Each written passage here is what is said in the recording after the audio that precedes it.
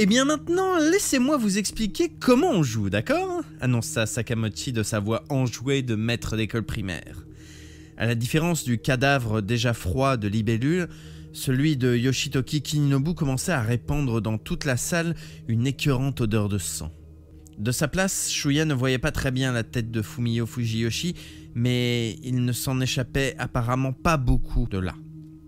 Vous êtes déjà au courant, je pense. Les règles sont on ne peut plus simples. Vous vous entretuez, voilà tout. Aucune pénalité, seul le dernier survivant pourra rentrer chez lui et emporter, ô joie, un magnifique autographe de sa grandeur, le Reichsführer en personne. N'est-ce pas magnifique?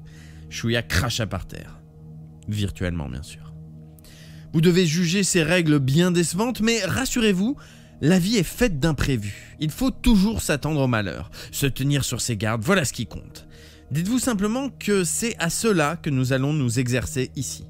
En outre, comme notre chère patrie a réalisé l'égalité complète entre hommes et femmes, il n'y a aucun handicap ni gage pour personne. Toutefois, j'ai une bonne nouvelle pour les filles. Selon les statistiques établies sur l'ensemble des programmes réalisés jusqu'à maintenant, 49% des champions sont des championnes. Eh oui, vous voyez, il n'y a aucune raison d'avoir peur, nous sommes tous égaux. Sur un signe de Sakamochi, le trio en tenue camouflée commença à entasser des gros sacs à dos en nylon noir près du sac de viande qui contenait le corps de Monsieur Hayashida. Certains de ces sacs semblaient déformés par leur contenu. Alors voilà, maintenant vous allez sortir d'ici un par un. Juste avant, on vous remettra un sac dans lequel vous trouverez de la nourriture et de l'eau. Vous y découvrirez également une arme. Chaque sac en contient une différente des autres, car, comme je vous le disais tout à l'heure, chacun naît avec des dispositions différentes, pas vrai ? Alors nous avons pensé à réduire les disparités psychosomatiques tant innées qu'acquises par une compensation aléatoire. Vous ne comprenez pas? Cela signifie que nous allons corriger la nature et rétablir l'égalité des chances. C'est plus clair comme ça? Mais attention, les sacs vont être distribués au hasard. Je donne à chacun celui qui se trouve au-dessus de la pile. Votre pactage comprend également une carte de l'île, une montre et une boussole. Ah oui, je ne vous l'avais pas dit, nous sommes sur une île. Elle mesure environ 6 km de circonférence. C'est la première fois qu'elle sert de cadre au programme, mais rassurez-vous, nous en avons fait déguerpir tous les habitants. Il n'y a plus personne. Ah, encore une chose. Se tournant de nouveau vers le tableau noir, Sakamochi prit une craie pour tracer à côté de son nom une sorte de grand losange arrondi. En haut à droite, il dessina une flèche accompagnée de la lettre N, puis vers le centre, un peu sur la droite, une croix. La craie toujours contre le tableau, il se retourna vers la classe. Alors voilà, nous nous trouvons actuellement dans l'école de l'île. Imaginez que ce dessin représente l'île dans son ensemble. L'école se tient plus ou moins ici, compris? Je m'y tiendrai en permanence, histoire de pouvoir suivre tous vos exploits. Il accompagna ces mots d'un tapotement de la craie sur le tableau à l'endroit de la croix, ce qui parut lui procurer du plaisir.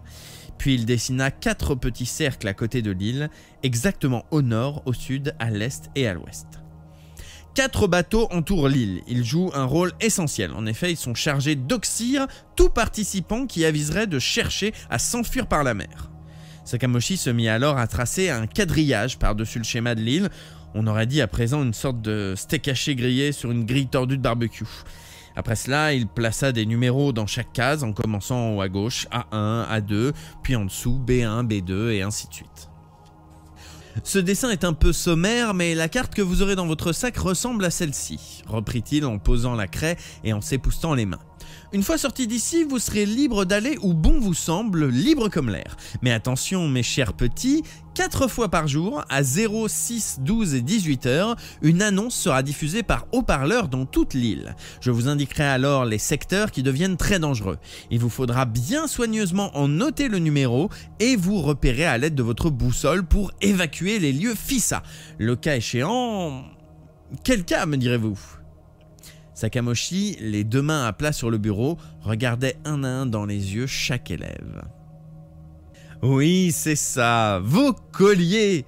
Quelques-uns des collégiens, percevant sans doute pour la première fois cet objet dont tous étaient équipés, affichèrent des mines ébahies en portant leurs mains à leur cou. Une merveille de la haute technologie de notre République de Grande Asie. 100% étanche, hautement résistante au choc, mais oulala, ne tirez pas dessus, surtout je vous le déconseille. Si vous essayez de le forcer... Sakamochi poussa un soupir. Boum! Il vous saute à la figure. Les quelques élèves qui trituraient le leur le lâchèrent précipitamment. Sakamochi esquissa un sourire sournois et poursuivit. Ce collier mesure votre pouls et nous informe par radio en temps réel votre état de santé, si vous êtes vivant, si vous êtes mort, etc. Il nous permet en outre de localiser à tout moment votre position sur l'île. J'en reviens donc à la carte de tout à l'heure, dit-il avec un mouvement de bras pour indiquer la figure annoncée au tableau noir. Toutes les 6 heures, notre ordinateur choisira au hasard plusieurs zones interdites qui vous seront indiquées lors de la prochaine annonce. Si certains d'entre vous s'y attardent, évidemment je ne parle pas des morts, l'ordinateur vous repérera automatiquement et enverra un signal à votre collier. Et là, hop, tout de suite, Shuya devina la fin de la phrase, boum, gagné. Sakamochi ménagea un silence le temps de parcourir la classe des yeux. Et à quoi ça sert tout ça ? Ah, parce que si tout le monde restait caché dans son coin, le jeu n'avancerait pas, bien sûr. Voilà, alors il vous est fortement recommandé de ne pas demeurer tout le temps au même endroit. Le nombre de zones où vous pourrez vous rendre va de toute façon diminuer petit à petit. Pigé ? Sakamochi avait parlé du jeu. Oui, c'était le mot juste. Quelques répugnances que l'on puisse avoir à l'admettre. Et puisque personne ne posait de questions, cela signifiait que tout le monde avait parfaitement compris les règles. Inutile donc de rester dissimulé dans une maison, comme de creuser un trou dans la terre pour y disparaître. Nos ondes pénètrent partout. Si vous voulez vous cacher dans une maison ou un bâtiment, grand bien vous en fasse, ce n'est pas interdit. Mais je vous précise en passant que le téléphone ne fonctionne pas, bien sûr. N'espérez pas passer un coup de fil à papa-maman pour leur dire bonjour. La vie est un combat qui se mène seul. Vous voyez comme c'est philosophique comme jeu. Ah et oui, comme je vous l'ai dit, il n'y a initialement aucune zone interdite, à une exception près, cette école ici même. 20 minutes après votre départ de cette classe, tous les bâtiments deviendront zone interdite. Par conséquent, la première chose que vous avez à faire, c'est de vous éloigner d'ici de, disons, au moins 200 mètres, compris ? Ah, et autre chose encore, au cours de chaque annonce, je vous donnerai la liste de vos petits camarades éliminés dans l'intervalle. En principe, je m'adresserai à vous toutes les 6 heures, mais quand il ne restera qu'un seul survivant, je le contacterai directement par haut-parleur. La contacterai si c'est une fille. Dernière chose, ce jeu est limité dans la durée. L'intérêt du programme, c'est que vos petits copains meurent les uns après les autres. Alors, si jamais personne n'est tué pendant 24 heures, je déclarerai le délai écoulé. Et dans ce cas, même s'il reste encore plusieurs survivants, Shuya avait là encore deviné la fin de la phrase, boum! Tous les colliers exploseront en même temps. Aucun de vous n'aura gagné, il n'y aura pas de champion. Encore gagné. Sakamochi s'était tu. La classe se retrouvait à nouveau frappée de stupeur. L'odeur du sang de Yoshitoki Kininobu empestait, mais tous semblaient abasourdis. Malgré l'angoisse, ils n'arrivaient pas encore à se figurer concrètement qu'on venait de les jeter dans une arène de cirque. Peut-être Sakamochi s'en aperçut-il car il tapa dans ses mains comme pour les réveiller. Voilà, c'est tout pour les explications ennuyeuses, mais laissez-moi vous dire encore une chose très importante. Un conseil personnel de votre professeur chéri qui vous aime tant. Sans doute certains d'entre vous estiment-ils que c'est absurde de se massacrer entre copains de classe. Certes, mais n'oubliez pas ceci. Tous les autres sont déjà hyper motivés, eux. Shuya aurait voulu se lever pour crier que tout ce baratin n'était que foutaise, mais au vu de ce qui venait d'arriver à Fumio Fujiyoshi, exécuté pour flagrant délit de chuchotement, il n'eut d'autre choix que de se retenir. Personne n'avait encore dit mot et pourtant quelque chose avait changé dans l'atmosphère. Shuya en était sûr. Il n'aurait pas su dire qui avait commencé, mais chacun lorgnait à présent autour de lui, comme pour vérifier que les autres abordaient la même pâleur. Quand 2 regards se croisaient, ils bifurquaient aussitôt vers Sakamochi. Ce mouvement général ne dura que quelques secondes, mais la même expression habitait chaque visage. Des traits pris dans un étau de défiance. Un air de soupçon, de doute déjà profondément inscrit. Tous les autres s'apprêtaient peut-être déjà à assassiner leurs copains de classe. Seuls Shinji Mimura et quelques autres avaient gardé leur sang-froid. Shuya grinça des dents de colère. « Merde, c'est exactement ce qu'ils veulent. Réfléchissez tous. On est copains, on va quand même pas s'entretuer. » Voilà mes chers petits. Et maintenant, un petit exercice. Vous trouverez papier et stylo dans votre bureau. Allez, plus vite que ça. Tous sortirent avec quelques hésitations une feuille et un stylo. À son tour, Shuya obtempéra. Maintenant, écrivez tous ce que je vais vous dire. Pour apprendre quelque chose par cœur, la meilleure méthode est de le recopier plusieurs fois. Alors on écrit « Nous jurons de nous entretuer » et on l'écrit 3 fois. On entendit les stylos frotter sur le papier. Noriko, l'air sombre, empoignait aussi son stylo, constata Shuya. Lui aussi écrivit cette phrase totalement folle. Il s'interrompit pour jeter un œil vers le cadavre de Yoshitoki, étendu entre les rangées de bureaux. Il se rappelait le joyeux sourire de son ami. « Si ce n'est pas moi qui tue, je me ferai tuer », reprit Sakamochi. « On écrit ça 3 fois aussi. Allez, allez !» Shuya regarda ensuite le cadavre de Fumio Fujiyoshi. Les doigts de sa main crayeuse s'étaient figés sur un doux abandon. Dans la classe, c'était elle qui se chargeait d'accompagner les élèves malades à l'infirmerie. Une fille silencieuse, attentionnée. Shuya revint sur Sakamochi. « Enfoiré ! Ordure !» jura-t-il en silence. « Je te planterai ce crayon dans le cœur. » Reste 40. Chapitre 6. Eh bien c'est parti! Vous allez maintenant sortir de la salle un par un toutes les 2 minutes. Vous passerez la porte, puis vous suivrez le couloir sur la droite. Là, vous trouverez une sortie. Dépêchez-vous de quitter l'école, conseil d'amis. Ceux qui voudraient traîner dans le couloir ou s'attarder dans l'enceinte de l'école auront droit à une jolie balle dans le crâne. Bien. Par qui allons-nous commencer ? Le règlement du programme prévoit que l'on tire au sort celui ou celle qui partira en premier. Les autres suivront à partir de là, dans l'ordre alphabétique, en alternant un garçon, une fille, un garçon, une fille. Quand nous arriverons au dernier de la liste, nous continuerons avec le numéro 1 et ainsi de suite. Allons-y, c'est parti. Shuya se souvint alors que Noriko Nakagawa portait le numéro 15. Lui-même étant le garçon numéro 15, ils partiraient presque ensemble. Sauf cas extrême où Noriko serait tiré au sort pour s'en aller en premier, auquel cas lui-même sortira en dernier. Noriko serait-elle en mesure de marcher ? Sakamochi tira une enveloppe de sa veste. Roulement de tambour ! Le nom de notre premier gagnant se trouve dans cette enveloppe. Ayant sorti de sa poche une paire de ciseaux au bout d'un ruban rose, il se mit à fendre le bord de l'enveloppe avec affectation, comme s'il s'agissait de décerner un prix. C'est alors que Kiriyama Kazuo, qui se trouvait au dernier rang, ouvrit la bouche.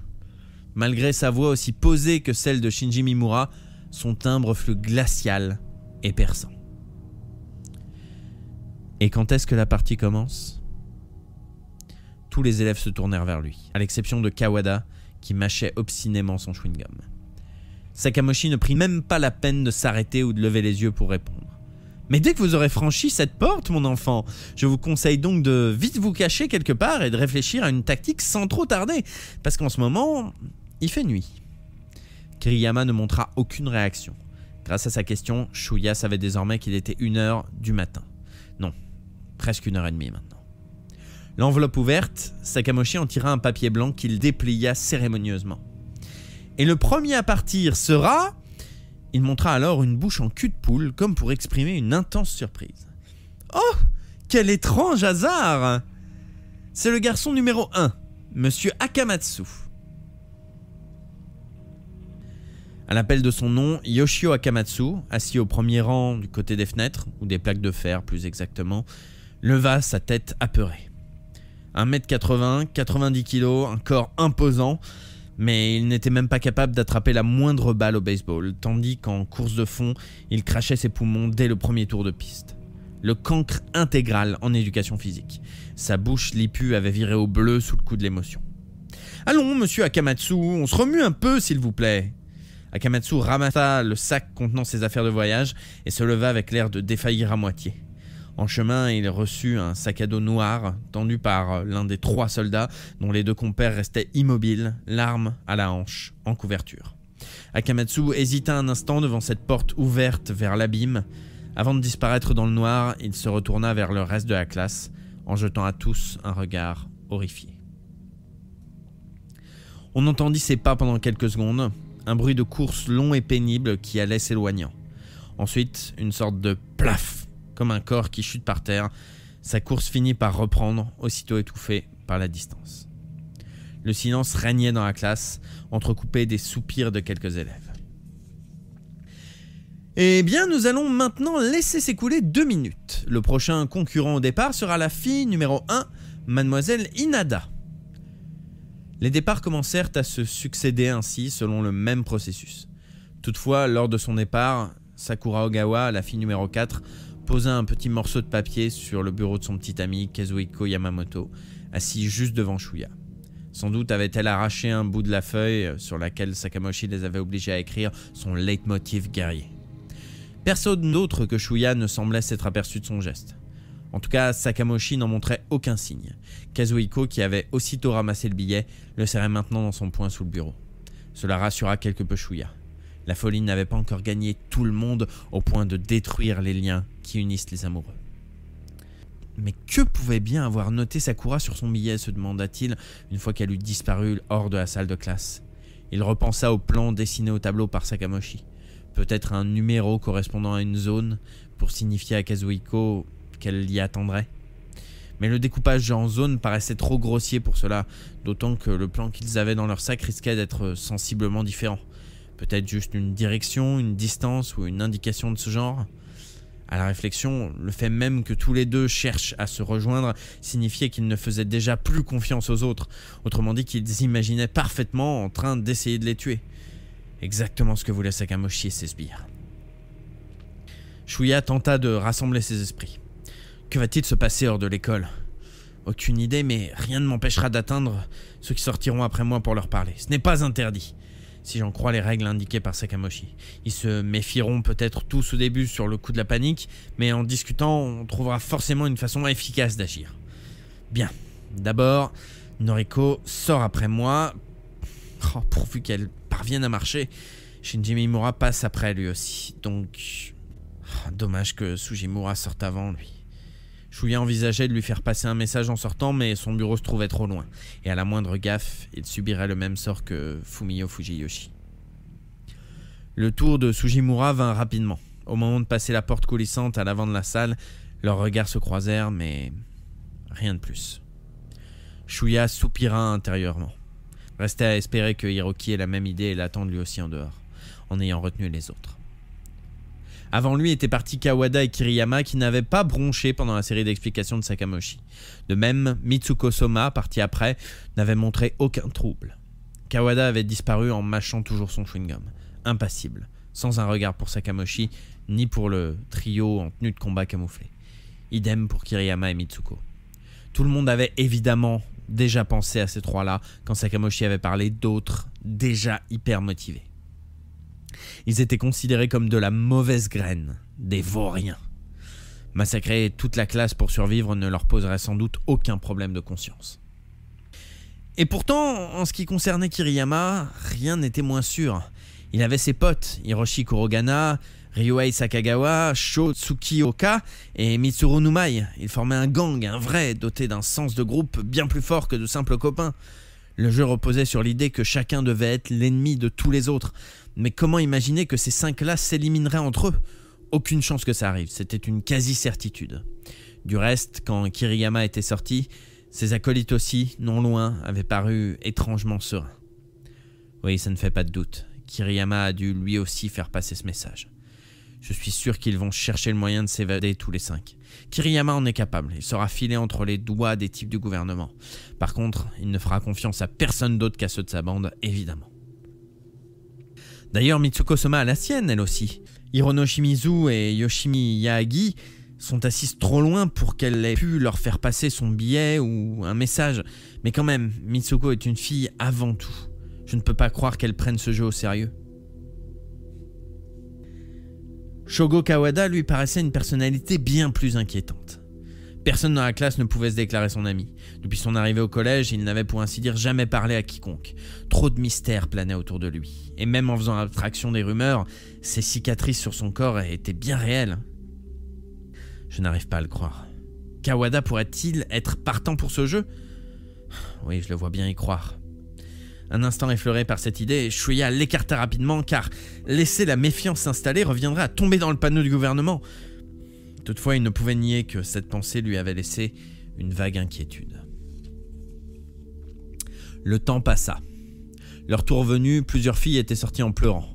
Shuya avait calculé que le sien viendrait presque 1 heure après le premier, mais ce temps avait semblé s'écouler beaucoup plus vite. sans compter les 2 minutes en moins résultant de l'absence du garçon numéro 7, Yoshitoki Kininobu. La fille numéro 14, Mayumi Tendo, venait de disparaître par la porte quand Sakamochi appela « Garçon numéro 15, Shuya Nanahara ». Shuya prit ses bagages et se leva. Il réfléchit à ce qu'il lui restait à faire avant de quitter la salle. Au lieu de se diriger droit vers la sortie, il prit à gauche. Noriko tourna la tête pour le suivre des yeux, tandis qu'il s'approchait d'elle. Sakamochi, levant un couteau, l'interpella. « Tu vas où, Nanahara ?» Shuya s'arrêta. Le trio en tenue camouflée, également prompt à réagir, le mettait en joue. Le jeune homme, la gorge nouée, réunit tout son courage pour dire « Yoshitoki Kininobu était mon meilleur copain. Laissez-moi au moins lui fermer les yeux. La charte de l'éducation signée par le Reichsführer exige bien que l'on montre du respect aux morts, non ?» Sakamochi sembla hésiter un moment, mais il abaissa finalement son couteau. « Bien sûr, comme c'est touchant. » Laissant échapper un soupir, Shuya reprit sa marche jusqu'au corps de Yoshitoki, situé juste devant le bureau de Noriko. S'il avait très virilement demandé à pouvoir fermer les yeux de son ami, ce qu'il trouvait devant lui le fit hésiter un instant. Au-dessus de l'oreille déchiquetée par la méthode expéditive de vérification du décès que l'espèce d'ordure au sourire niais avait appliqué, au milieu du sang et des cheveux collés, on entrevoyait une fine couche de chair rouge et quelque chose de blanc. Oui, de blanc. L'os du crâne. En pénétrant dans la tête, la balle avait presque fait sortir de son orbite les yeux de Yoshitoki.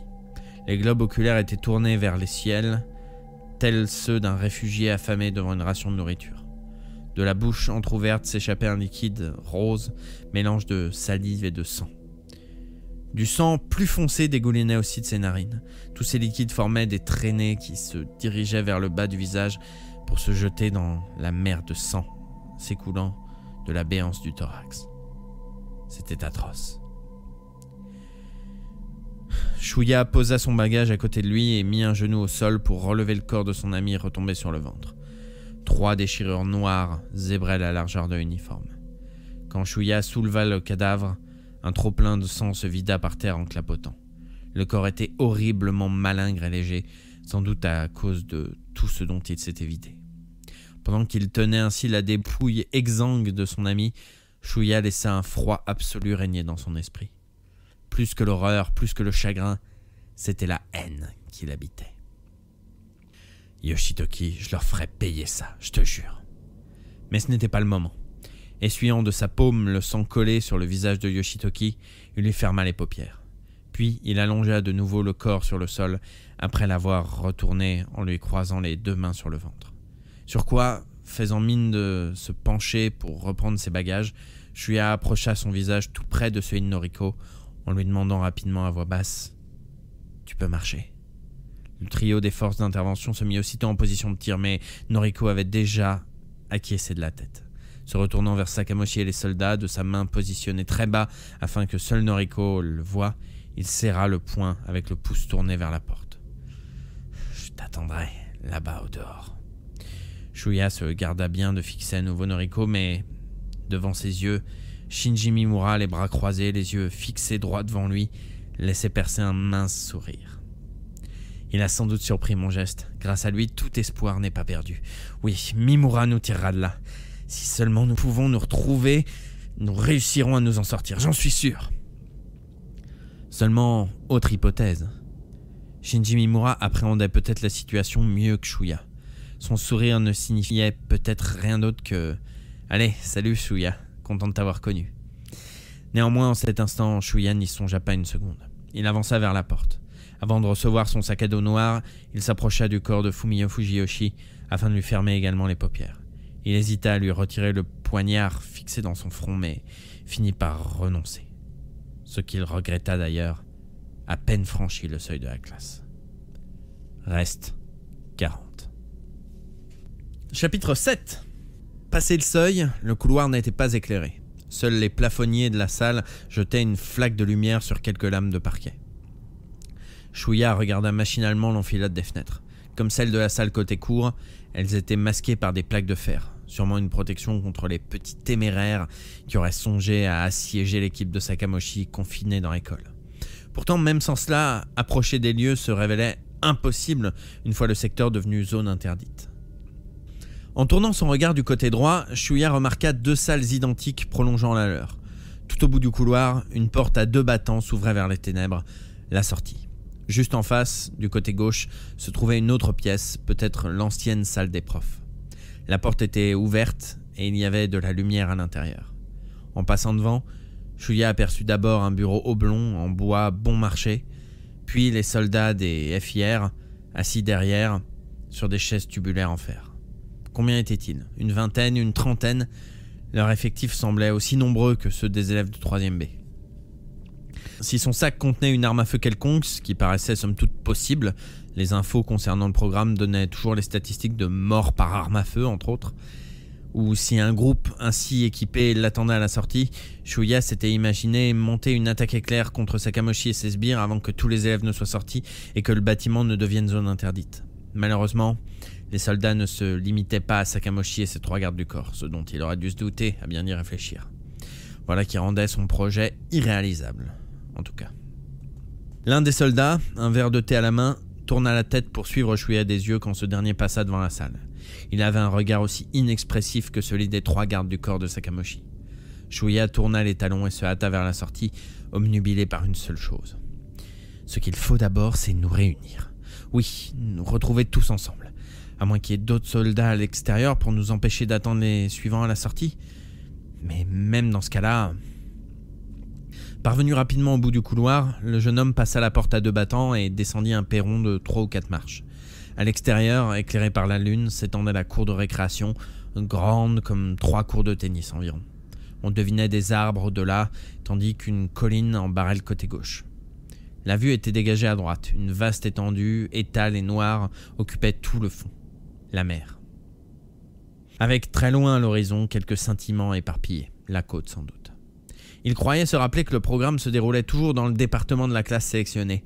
Il se rappelait avoir entendu parler de programmes organisés en pleine montagne, dans un espace fermé par une clôture à haute tension, ou dans une prison désaffectée promise à la démolition. Pour le département de Kagawa, le programme se tenait d'ordinaire sur une île, à en croire les informations locales qu'il se rappelait avoir vues. Évidemment, le lieu exact n'était divulgué qu'à la fin de chaque session.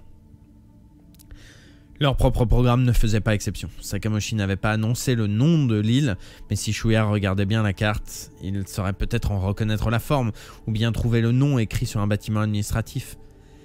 Une brise marine apportait des odeurs d'iode. La température était fraîche pour une nuit de mai, mais supportable. Enfin, mieux valait faire attention au froid en s'endormant pour ne pas dépenser inutilement son énergie. Mais tout cela n'avait guère d'importance car il n'y avait personne à l'extérieur. Ni soldats, ni amis. Si Shuya avait espéré voir quelqu'un attendre les autres à la sortie, c'était râpé. Comme Sakamoshi l'avait prévenu, tous s'étaient hâtés de se mettre à l'abri. Même Hiroki Sugimura demeurait invisible. Seul le vent de la mer flottait au-dessus de la cour. Les cons! Shuya se renfrogna. Si on se disperse, les gars du gouvernement auront beau jeu de mener à danse. Pourvu que des groupes d'amis intimes se forment au moins, comme Sakura Ogawa et Kazuhiko Yamamoto, ou la bande de Kiriyama. Le pire qui pouvait arriver serait que chacun reste isolé, caché dans son coin. Il suffirait alors que 2 élèves, n'importe lesquels, se retrouvent face à face par hasard. Personne ne pouvait prévoir quelle réaction ils auraient sous le coup de la panique. Et c'était bien cette panique qui constituait le moteur essentiel de ce jeu. Mais moi, je vais les attendre. Ceux qui vont sortir à partir de maintenant, de pied ferme, à commencer par Noriko Nakagawa. Shuya se retourna pour scruter le bâtiment plongé dans l'obscurité. Ceux qui traîneront dans l'école seront immédiatement abattus, avait déclaré Sakamoshi. Pourtant, les soldats qui se trouvaient dans la salle au fond du couloir n'avaient pas l'air de faire attention à lui. Ils restaient assis, désœuvrés, sans même leurs armes à la main. Shuya se passa la langue sur les lèvres. Il valait tout de même mieux s'éloigner de la porte. À nouveau, il se tourna vers l'extérieur. Quelque chose se trouvait à ses pieds. Absorbé par le paysage, il n'avait pas encore vu cette sorte de sac poubelle par terre. Quelqu'un a dû laisser tomber ses affaires, pensa-t-il sur le coup. Puis il regarda mieux. Ce n'était pas un sac poubelle, ni même les affaires d'un élève, car cette chose avait des cheveux à son extrémité. C'était un corps humain. Vêtu d'un costume marin, il reposait sur le côté, plié en 2. Bien qu'elle eût la figure tournée vers le sol, Shuya la reconnut aisément. Il se souvenait de ses cheveux réunis en une tresse et attachés par un large ruban. Il se souvenait, pour les avoir vus quitter la salle de classe à peine 3 minutes plus tôt. Ce corps, qui ne s'animerait plus jamais, c'était celui de Mayumi Tendo, la fille numéro 14. Une sorte de tige en métal terne faisait penser à une antenne de transistor dépassée d'environ 20 cm du dos de Mayumi, juste à côté de sa tresse. Au bout de ce bâton était fixé quelque chose d'apparence fragile, comme un empennage d'avion de chasse. Qu'est-ce que c'est que ça ? Sûr qu'à cet instant, il aurait mieux valu se mettre à couvert le plus vite possible, mais Shuya était tellement ahuri qu'il demeura quelques secondes sans pouvoir bouger. Il entendit à nouveau dans sa tête la réponse de Sakamochi à la question de Kiriyama. « Dès que vous aurez franchi cette porte ?» Incroyable. Quelqu'un l'a donc fait. Revenir sur ses pas et attendre que Mayumi sorte de là. Un réflexe le fit interrompre son raisonnement pour rentrer les épaules, se mettre de côté dans le noir et regarder autour de lui. Aussi étonnant que cela puisse paraître, il ne sentait aucune présence à proximité. D'ailleurs, nulle flèche n'avait volé vers la cible facile qu'il avait constituée pendant plusieurs secondes, immobile qu'il était auprès du corps de Mayumi. L'agresseur s'était-il éloigné à peine la jeune fille abattue ? Ou était-ce juste une sorte de bluff organisé par les soldats pour faire croire aux élèves que certains de leurs camarades étaient finalement prêtés au jeu ? Pourtant... Et si elle vivait encore ? Peut-être n'était-elle que blessée, inconsciente à cause du choc. Il devait en avoir le cœur net. Si Shuya, saisi d'un pressentiment, n'avait pas retenu à temps le mouvement vers l'avant qu'il venait d'entamer, il se serait retrouvé éliminé de façon prématurée. Une chose argentée venait de lui passer devant les yeux dans un bruit cinglant. Une nouvelle antenne était plantée par terre. Il fut pris de frisson. S'il n'était pas resté tout près de la porte de sortie à attendre Noriko, on l'aurait tué aussitôt. L'assassin se trouvait sur le toit. Les dents serrées, le jeune homme arracha d'un geste le projectile fiché en terre, puis se mit à courir vers la droite en zigzag pour tromper son assaillant.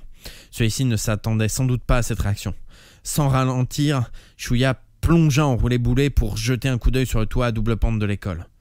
Le bâtiment n'avait pas d'étage. Une silhouette massive, aisément reconnaissable, se détachait sur le ciel qu'éclairait faiblement un rayon de lune. C'est... Non, pas Kawada! Pas le temps de se poser des questions. La silhouette tenait quelque chose dans les mains et se retournait vers lui. Par un réflexe du bras remontant pile de l'époque où il était le roi du shortstop, Shuya projeta la flèche qu'il tenait en main. Celle-ci décrivit une trajectoire bien nette à grande vitesse. La silhouette sur le toit poussa un bref cri tout en portant la main à sa tête. Puis, elle se plia lentement en deux et son corps vacilla. Cloué d'effroi sur place, Shuya vit comme au ralenti l'ombre tomber pour parcourir les 3 mètres qui le séparaient du sol. Elle l'atteignit dans un bruit sourd mêlé d'échos métalliques. L'arme qu'il tenait à la main avait été projetée non loin de là. À la lumière provenant de la porte du bâtiment, Shuya reconnut enfin l'ombre massive en costume de collégien affalée par terre. Yoshio Akamatsu, celui qui était sorti en premier, totalement effrayé. Son corps ne bougeait plus, sans doute l'avait-il estourbi. À 1 mètre de sa main reposait une sorte d'arc muni d'une crosse de fusil. Une arbalète sûrement. Le sac à dos tombé à ses pieds était entrouvert. On devinait à l'intérieur une poignée de flèches argentées. Shuya pâlit. Oui, à l'évidence, le jeu avait commencé. À tout le moins pour Yoshio Akamatsu. Après avoir sorti l'arme de son sac, il était revenu sur ses pas afin de tuer et avait atteint Mayumi Tendo. Shuya sentit alors une présence derrière lui. Il se retourna pour découvrir une Noriko Nakagawa bouche bée. Elle avait sans doute saisi toute la situation. Shuya se précipita vers Mayumi Tendo et plongea sa main dans son cou pour tâter son pouls. Elle était morte. Il avait l'impression que sa tête était sur le point d'exploser. Une mèche de dynamite, une mèche allumée s'y consumait à toute vitesse. D'autres élèves déjà sortis pouvaient eux aussi avoir conçu le même plan malfaisant qu'Akamatsu, être revenus incognito sur leurs pas pour trucider un par un ceux qui sortiraient. Et parmi ces attaquants potentiels, certains étaient tout à fait susceptibles de posséder une arme à feu. Shuya n'avait plus le choix, il devait modifier son estimation du jeu. Voilà ce qu'avait voulu dire ce connard de Sakamochi en insistant dès que vous aurez franchi la porte. Il se hâta de se relever et courut jusqu'à Noriko pour lui prendre la main. « On file, fis ça !» Il se mit à courir en tirant par la main Noriko qui claudiquait. Mais où aller ? Pas le temps de juger les avantages et les inconvénients de chaque direction. Sans réfléchir, il se dirigeait vers les arbres qu'il avait repérés en premier. Pour l'instant, se mettre à l'abri dans ce bois. Son idée précédente, attendre les autres devant l'école, lui était complètement sortie de l'esprit à présent. Avec Noriko blessé, c'était la mort assurée si quelqu'un les attaquait par derrière. Mieux valait ne pas traîner dans le coin. Tout en pressant la jeune fille de courir encore plus vite qu'elle pouvait, il pénétra dans le bois. C'était une forêt hétérogène, entre gros arbres et broussailles. Au sol, des sortes de fougères formaient un tapis. Shuya se retourna, prêt à crier un avertissement en direction de l'école. Puisque leur classe se composait de 21 filles et de 21 garçons, il devait encore rester 12 élèves après Noriko et lui. Non, 11 en décomptant Fumio Fujiyoshi. Le jeune homme avait voulu les prévenir du risque qu'un tireur embusqué leur tire dessus quand il franchirait la porte, mais il abandonna cette idée. Il n'était pas idiot. Une fois dehors, il se carapaterait en vitesse. Surtout après avoir vu le corps de Mayumi Tendo. Shuya réussit à s'en convaincre au prix d'un effort certain. Le visage de Shinji Mimura lui revint en mémoire. Il l'effaça également et trouverait bien un autre moyen de se rejoindre plus tard. S'en convaincre lui coûta un nouvel effort, mais il y parvint tout de même. Peu importe, il ne voulait pas rester une seconde de plus ici. Shuya progressa au milieu des buissons, un bras protecteur autour des épaules de Noriko. Un oiseau lança un cri moqueur à proximité avant de prendre son envol dans un battement d'ailes. Le jeune homme l'entendit plus qu'il ne le vit. Le moment était de toute façon mal choisi pour s'adonner à l'ornithologie. Reste 39. Chapitre 8. Yoshio Akamatsu reprit conscience assez vite après sa chute du toit. La violence du choc l'avait plongé un temps dans un état proche du sommeil profond. Ses premières sensations furent celles d'une intense douleur à la tête. « Qu'est-ce qui se passe ?» se demanda son cerveau embrumé. « J'aurais pas un peu forcé sur le jeu vidéo cette nuit ? D'ailleurs, hier c'était samedi ou dimanche ? Alors ça veut dire qu'aujourd'hui on est lundi et que je dois aller en cours, mais quelle heure c'est ?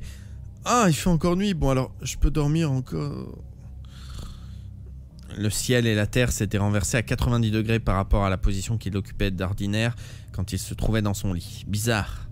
Et que venait-il faire là sur ce terrain vague qui encombrait tout son champ de vision ? Un peu plus loin, une forme bombée plus sombre que le ciel nocturne, un petit mont. Soudain, tout lui revint. Sakamoshi, le cadavre de Monsieur Ayashida, son départ de la salle de classe, la cachette provisoire dans une sorte de cabane, l'arbalète trouvée dans son sac à dos, son retour vers l'école, le visage splendide bien qu'un peu intimidant de Takako Shigusa, fille numéro 13, qu'il avait vu s'éloigner de l'école à toutes jambes, ses cannes de championne de club d'athlétisme. Sa propre montée, digne de celle d'un phoque, à l'échelle en fer fixée sur le petit côté du bâtiment pour accéder au toit. Sho Tsukioka, garçon numéro 14, disparu pendant qu'il se préparait à grande peine la première flèche de son arbalète, puis, se retournant, il remarqua une fille en costume marin allongée par terre non loin de lui. Il ne trouva rien d'étrange à cela, n'éprouva aucun sentiment de culpabilité d'avoir assassiné une camarade de classe, juste de la peur, planté dans son cœur tel un énorme panneau publicitaire sur une terre stérile. « On va te crever la peau !» annonçait l'affiche du panneau en énormes lettres de sang, avec, en arrière-plan, la classe de 3e B au grand complet. Chacun brandissant d'un air méchant une hache ou un flingue sur le pauvre petit Yoshio planté sans défense devant ce panneau, comme s'il s'agissait d'un film en 3 dimensions. Certes, c'était mal de tuer ses camarades de classe, mais puisqu'ils allaient tous mourir à la fin du temps réglementaire, à quoi bon s'entraider ? Mal ou pas, tout ça n'était que des délires d'intellectuels. Yoshio, lui, ne voulait pas crever. Il avait simplement peur. Peur de tous ses camarades de classe, prêts à lui montrer ses crocs. Prêts à montrer les crocs. Imaginez-vous un instant une bande de tueurs à vos trousses. S'il avait réfléchi à la manière la plus efficace de réduire le nombre de ses ennemis, ce n'était pas par méchanceté, mais uniquement par crainte de mourir. Une crainte ancrée très profondément en lui.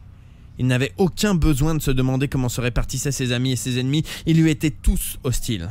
La preuve, le jour où Ryuhei Sasagawa lui avait fait la fête en riant d'un air sadique, la classe avait fait mine de ne rien remarquer. Yoshio se releva précipitamment. Bon, il faut supprimer Shuya Nanahara. Je l'ai vu sortir tout à l'heure. Où est-il passé celui-là ? L'arbalète, ramasser l'arbalète. Où est passé mon arbalète ? À cet instant, Yoshio éprouva une secousse à la nuque. Il tomba en avant, le corps plié en deux, une joue contre la terre légèrement humide, s'égratignant la peau du front sur les gravillons. Mais cela ne lui importait déjà plus, car il était mort. Une flèche argentée du même type que celle qu'il avait tirée sur Mayumi Tendo émergeait de son cou. Reste 38.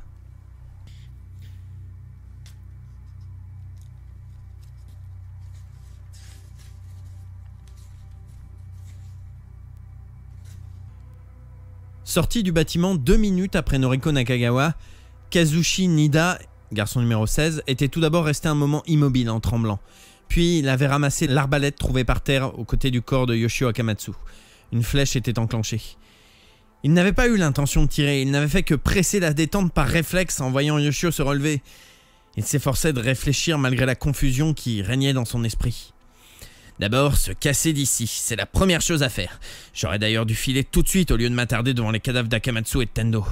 Bon, d'accord, j'ai tué Yoshio, mais sans le vouloir. Et puis d'abord, c'est lui qui a tué Mayumi Tendo, si j'en crois ce que je vois. Je n'ai donc pas si mal agi que ça, en fin de compte. Kazushi était un vrai génie lorsqu'il s'agissait de se trouver des excuses ou des prétextes. Grâce à ce don, son cerveau ébranlé par ce qu'il venait de se passer retrouva bientôt sa tranquillité. Abaissant l'arbalète, Kazushi prit presque sans réfléchir le sac à dos de Yoshio qui contenait les flèches. Il s'apprêtait à s'éloigner de l'école lorsqu'il revint promptement sur ses pas pour s'emparer du sac à dos de Mayumi Tendo. Sait-on jamais? Puis il se mit à courir. Reste 38. Chapitre 10. Il devait courir depuis 10 petites minutes. Shuya, qui avait passé son bras gauche autour des épaules de Noriko pour la protéger, s'arrêta en lui faisant signe de rester coi. À la faible lueur de la lune qui percevait sous les branches, il vit le regard tendu de la jeune fille dirigé vers son visage. Leurs 2 respirations essoufflées assourdissaient littéralement Shuya. Il tâcha néanmoins de tendre l'oreille afin de guetter d'autres bruits éventuels en provenance des ténèbres environnantes. Aucun indice d'un poursuivant quelconque. Pas question de relâcher l'attention, ni même de pousser un soupir soulagé étant donné leur essoufflement, mais du moins pouvait-il se permettre de se détendre un peu, fût-ce de façon momentanée. Shuya posa les 2 sacs à terre. Son épaule droite était endolorie. À l'évidence, il manquait un peu d'entraînement. Une guitare électrique est certes plus lourde qu'une batte de baseball, mais ne muscle pas autant les bras. Après avoir soufflé un peu, accroupi sur les talons, les mains sur les genoux, il fit signe à Noriko de s'asseoir sur un fourré protecteur avant de faire de même. Les herbes épaisses émirent un petit bruit sec sous son poids. Il avait l'impression d'avoir parcouru une longue distance, mais il devait tenir compte de leur progression désordonnée à travers les fourrés et les buissons. De plus, ils avaient couru au jugé, plus ou moins en direction de la colline. L'école ne se trouvait sans doute qu'à quelques centaines de mètres. En tout cas, que ce soit en raison du relief vallonné ou de la végétation, il n'apercevait plus les lumières du bâtiment. En tout état de cause, il trouvait plus rassurant de rester dans le noir, le plus profond possible. Shuya avait spontanément choisi de courir dans cette direction parce qu'elle lui semblait plus sûre que le chemin à découvert au bord de mer. Il se tourna vers Noriko pour lui demander à voix basse si sa jambe ne la faisait pas trop souffrir. Elle répondit d'un signe de tête qui se voulait rassurant. Il aurait voulu rester plus longtemps assis, mais ça ne lui semblait pas possible. Après avoir ouvert le sac à dos qu'on lui avait donné au départ de la salle de classe, il plongea sa main dedans pour fouiller. Derrière quelque chose qui devait être une bouteille d'eau, il trouva un objet dur et long. Cela se présentait comme une gaine de cuir d'où dépassait une poignée, elle-même entourée d'une lanière de cuir. Un couteau de combat rapproché. Chaque sac contenait une arme, avait dit Sakamoshi. Était-ce là la sienne ? Il fouilla à nouveau dans le sac, mais mis à part un sachet qui devait contenir du pain de mie et une torche électrique, il ne trouva rien d'autre. Shuya tira sur le bouton pression qui servait de fermoir et dégaina le couteau. La lame mesurait une quinzaine de centimètres de long. Elle semblait en bon état, prête à l'usage. Il la rengaina, puis coinça l'étui dans sa ceinture sans presser le fermoir. Il détacha également le bouton du bas de son uniforme afin de pouvoir se saisir aisément du couteau en cas de besoin. Il passa ensuite au sac de Noriko, dont il ouvrit la fermeture à glissière sans un mot.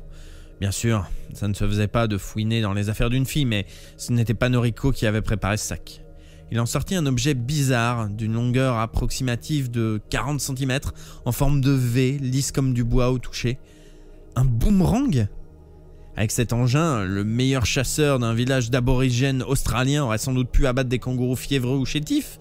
Mais quelle utilité pour Noriko, élève de 3e à Shiroiwa ? Il le rangea dans le sac en poussant un soupir.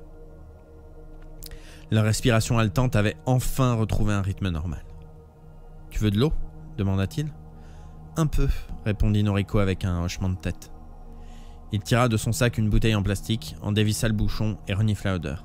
Par acquis de conscience, il versa au creux de sa main un peu de liquide qu'il lécha avec précaution. Ça avait bien l'air d'eau. Il passa la bouteille à sa camarade qui n'en but qu'une toute petite gorgée. Ça pourrait s'avérer une denrée précieuse dans les heures qui suivraient. Chaque bouteille ne contenait qu'environ 1 litre et chaque sac n'en comptait que 2. Sakamoshi avait précisé que les téléphones ne fonctionneraient pas, mais quid du système d'adduction en eau potable? Comment va ta blessure, s'enquit-il? Montre-moi. Noriko allongeait un peu sa jambe, qu'elle tenait pliée sous sa jupe plissée. Sortant une torche électrique de son sac, Shuya examina la plaie en mettant ses mains en abat-jour pour éviter que la lumière ne trahisse leur position. La face externe du mollet présentait une entaille verticale de 4 cm de long, profonde de 1 environ. La chair avait été arrachée et du bas des lèvres roses s'écoulait un mince filet de sang. À vue de nez, une telle blessure aurait nécessité plusieurs points de suture. Shuya éteignit immédiatement sa lampe pour attirer à lui son sac de sport, celui qui contenait ses affaires personnelles. Il en sortit une flasque de bourbon ainsi que les 2 bandanas propres qu'il avait préparées pour le voyage. Puis il déboucha la flasque.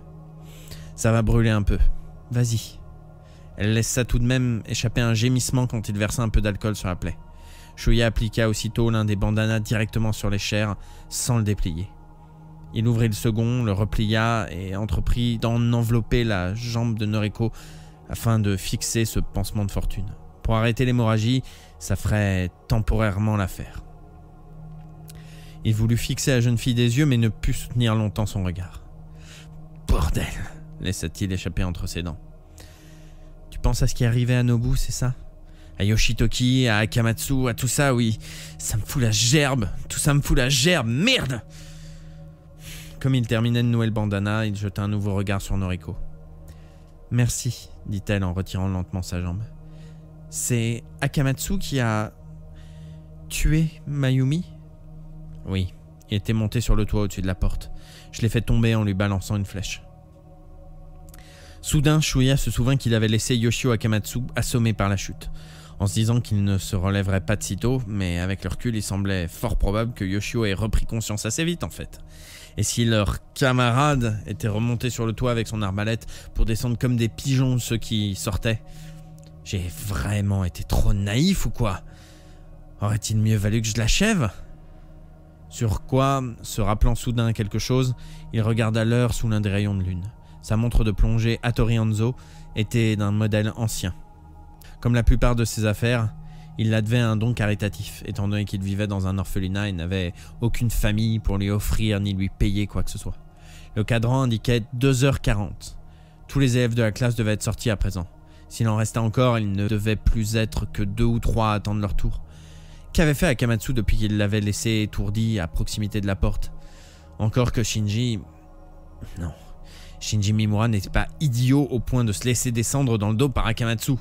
Ça au moins, ça semblait sûr. Et Shinji était déjà sorti, lui aussi. Shuya secoua la tête. Quand même, quel benet il faisait.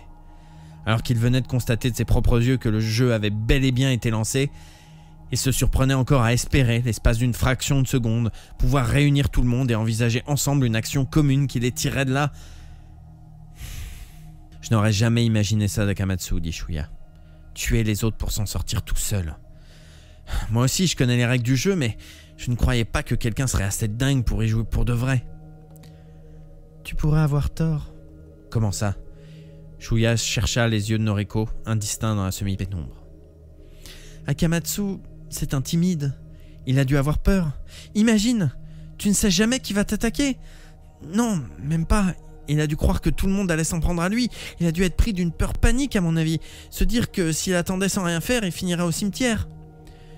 Shuya s'installa dans la même position que Noriko, le dos contre le tronc d'arbre, les jambes étendues. Que des hommes effrayés, morts de peur, puissent en arriver à s'entretuer, il voulait bien le croire. Mais sous l'emprise de la panique, la réaction première de quiconque devait être de se planquer, pas de tuer. À moins que la peur soit si forte qu'on en vienne à prendre les devants en tentant d'agresser soi-même les autres. Oui, possible. Tu as raison. Eh oui. Enfin, c'est quand même horrible de tuer sans se poser de questions. Ils restèrent un moment silencieux. Dis-moi, si Akamatsu nous a vus ensemble, peut-être qu'il ne nous aurait pas attaqués. Parce que si on est deux, ça veut dire qu'on n'a pas l'intention de tuer les autres, pas vrai? Oui, ça se peut. Il se mit à réfléchir. Noriko devait avoir raison. Akamatsu avait simplement paniqué parce qu'il ne voyait personne à qui faire confiance. Comme moi qui me suis enfui parce que j'ai cru qu'il pouvait vraiment y avoir des élèves capables de tuer. Mais c'était peut-être une erreur. Se peut-il vraiment que des gens soient assez malades pour assassiner leurs camarades de classe?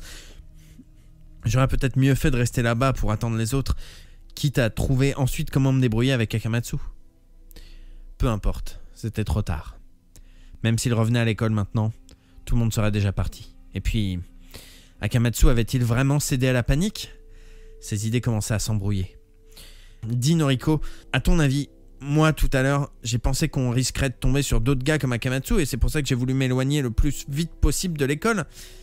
Mais si en fait, comme tu disais, Akamatsu avait simplement eu peur comme moi, je veux dire, tu crois que certains d'entre nous ont l'intention de participer sérieusement à ce jeu dégueulasse? Moi je pensais que peut-être que je pourrais essayer de réunir tout le monde pour tous nous sauver d'ici. Qu'est-ce que tu en dis? Toute la classe? Oui. Noriko garda le silence quelques secondes. Elle rassembla ses jambes sous sa jupe. Tu vas peut-être me traiter de garce? Comment ça? Mais moi, j'en suis incapable. Je peux faire confiance à mes bonnes copines, celles avec qui je passe du temps, comme Yukie par exemple.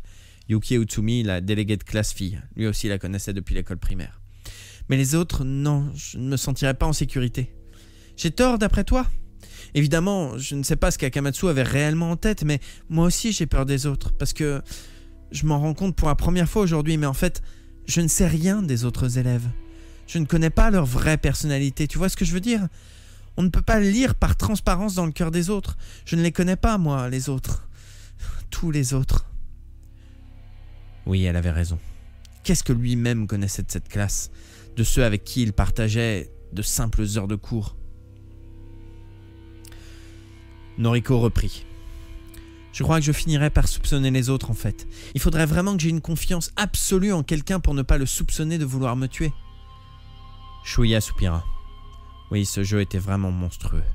Et brillamment pensé pour tout dire. Super bien calculé. En fin de compte, mieux valait ne pas envisager de constituer un groupe à moins de pouvoir répondre de chacun à 100%. Un jugement erroné pouvait vraiment vous mettre en mauvaise posture. Et ce n'était pas seulement valable pour lui, Noriko risquait gros elle aussi par la même occasion. À la réflexion, ceux qui avaient agi de la façon la plus normale lui semblaient ceux qui étaient sortis de la classe avant les autres pour aller se planquer sans attendre personne. Mais attends un peu. En supposant que tu aies raison, le fait de rester tous les deux ne suffit pas à prouver que nous ne voulons aucun mal aux autres. Tôt ou tard, on sera soupçonné de vouloir les supprimer. Noriko hocha la tête. Oui. Sans doute. C'est vrai, on nous soupçonnera tout autant.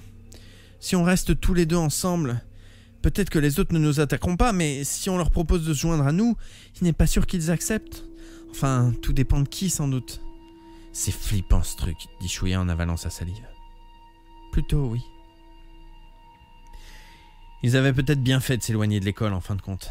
À vrai dire, l'important pour Shuya, c'était de sortir de là Noriko Nakagawa, la fille dont son pote Yoshitoki avait été amoureux. Pour l'instant, elle se trouvait à côté de lui, saine et sauve. Mission accomplie jusqu'à nouvel ordre, donc. Au moins pouvait-il s'en réjouir. Ils avaient fait le choix le plus sûr. Pourtant, il ajouta... Mais je voudrais au moins retrouver Mimura. Lui, il aurait sûrement des bonnes idées. Noriko, tu le connais assez pour avoir confiance en lui, non? Bien sûr, répondit-elle. Oui, comme elle bavardait souvent avec Shuya, cela signifiait qu'elle avait aussi eu l'occasion de parler avec Shinji. Sans compter que celui-ci l'avait défendu dans la salle de classe, et ce signe qu'il lui avait adressé... En fait, si Shinji n'était pas intervenu à ce moment-là en détournant l'attention du prof, Noriko et lui auraient peut-être bien fini flingués sur place comme Yoshitoki. Noriko, elle aussi, avait dû revoir la scène, et la remonter probablement jusqu'à son début, car elle baissa la tête pour lâcher à mi-voix... Nobu est mort. Oui. Sans réfléchir, Shuya avait répondu du même ton étouffé. Ils restèrent encore un moment sans parler. Ils auraient pu discuter de Yoshitoki, mais le moment semblait plutôt mal choisi. Pour Shuya, l'évoquer au passé risquerait, en outre, de faire remonter des souvenirs trop lourds. « Qu'allons-nous faire maintenant » dit-il, histoire de rompre le silence. Noriko serra les lèvres et ne répondit rien. Il n'y a aucun moyen de rejoindre Mimura ou d'autres élèves dignes de confiance? Elle parut réfléchir une seconde pour rester bouche close au final. Non, Shuya ne parvenait pas à former la moindre idée pour l'instant. Il respira de nouveau. Au-dessus des arbres, entre les branches, le ciel nocturne éclairé par la lune semblait baigné d'une lumière grisâtre. Pour le coup, l'expression « impasse absolue » semblait prendre tout son sens. Si les élèves de 3e B avaient été de bons copains, il lui aurait suffi de sortir de sa cachette et d'appeler tout le monde en criant d'une voix légère. Mais dans le contexte de ce jeu de merde, ça revenait à s'exposer inutilement aux ennemis. Bien sûr, il fallait espérer que personne ne se montre capable de tuer, sauf qu'en fin de compte, moi aussi j'ai peur des autres, dut-il avouer. Ce elfe fit songer à quelque chose. Il se tourna vers Noriko. « Et toi, tu n'as pas peur de moi ? Hein ? Tu n'as pas cru que j'allais te trouer la peau quand tu m'as vu ?» Il lui sembla que Noriko ouvrait de grands yeux dans la pénombre. « Bien sûr que non. Je sais bien que tu ne ferais jamais ça. » « Mais tout à l'heure, tu as dit qu'on ne pouvait pas lire dans le cœur des gens, non ? D'accord, seulement toi, je sais que tu ne me ferais jamais une chose pareille. » Shuya la regarda en face. Il devait sans doute paraître un peu niais à ce moment-là, mais qu'importe. « Ah oui, et comment tu peux en être sûr ? » ?»« Je le sais, c'est tout. Parce que... » Elle suspendit sa phrase un court instant avant de reprendre. « Parce que ça fait longtemps que je t'observe. » En temps normal, c'était le genre de choses qu'il aurait aimé entendre dit d'un ton un peu plus solennel, un peu moins léger, sans aller jusqu'à l'impossible. Disons qu'il aurait préféré une ambiance un tantinet plus romantique. En tout cas, cela suffit à lui rappeler une lettre d'amour sur papier bleu pâle, sans signature, qu'il avait trouvée dans son bureau un jour d'avril. Certes, ce n'était évidemment pas la première fois que l'ex-roi du shortstop du championnat Benjamin et actuel rock'n'roll star du collège de Shiroiwa, titre qu'à défaut de recevoir des foules en délire, il s'était lui-même attribué, recevait des lettres d'amour. Mais celle-là, il s'en souvenait. Il l'avait conservée précieusement, peut-être en raison du style poétique qui lui avait plu. Même si c'est un mensonge, même si c'est un songe, tourne les yeux vers moi, sans mentir ni rêver. Tu m'as souri un jour, je ne me fais pas de roman. Le jour où tu crieras mon nom ne sera ni songe ni mensonge, car jamais je ne me mens, pas plus que je ne rêve, en te disant « je t'aime ». Ce poème pouvait-il être de Noriko ? L'écriture ressemblait à la sienne, c'est vrai, tout comme le style à la réflexion. Shuya eut envie de lui poser la question, mais décida de ne rien en faire. Ce n'était franchement pas le moment. Et puis il n'en avait pas le droit, lui qui avait été red dingue de Kazumi Shintani, au point de rester sourd à toutes les autres lettres d'amour, y compris celles sur papier bleu pastel. Oui, lui aussi avait rêvé qu'une fille tourne les yeux vers lui, pour reprendre l'expression employée dans ce poème. En vain d'ailleurs. L'important dans l'immédiat, c'était de protéger la fille dont Yoshitoki Kininobu était amoureux, peu importe qu'elle soit peut-être amoureuse de lui-même. La mine un peu gênée de Yoshitoki lui revint en mémoire. « Tu sais, Shuya, j'ai le béguin pour quelqu'un. » Mais Noriko interrompit ses remémorations. « Et toi, Shuya, tu n'as pas peur de moi ? Je veux dire, pourquoi tu me viens en aide ? » Il faillit encore une fois lui parler de Yoshitoki. Quoi de plus normal que de prendre soin de la fille qu'aimait son meilleur ami ? Mais de ça non plus, il n'en dit mot. Il lui en parlerait un autre jour, en un autre moment moins grave. S'il y avait un autre jour. Parce que tu es blessé. Je ne pouvais quand même pas te laisser tomber. Et puis bien sûr, tu es quelqu'un en qui je peux avoir confiance. D'ailleurs, ça me porterait malheur de douter d'une jolie fille. Croyant voir Noriko lui adresser un sourire, il s'appliqua à le lui rendre. Malgré l'horreur de la situation, le fait que ces muscles-là fonctionnaient encore avec quelque chose de rassurant. Bah finalement, on s'en sort bien. Au moins tous les deux. C'est vrai, mais que faire maintenant ? Shuya commença par ranger leurs affaires. Il aurait bien voulu se reposer quelque part pour réfléchir sérieusement à la suite des événements, mais mieux valait commencer par trouver un point de vue un peu plus dégagé. Noriko avait raison. On ne pouvait pas savoir ce que les autres avaient dans la tête. Il n'avait pas le choix, il fallait rester vigilant. Il garda la carte, la boussole et la torche électrique à portée de main. Voilà bien la course d'orientation la plus pourrie du monde, pensa-t-il. Tu peux encore marcher ? Oui, ça va aller. Bon alors changeons de crèmerie. On va se trouver un coin tranquille. Reste 38.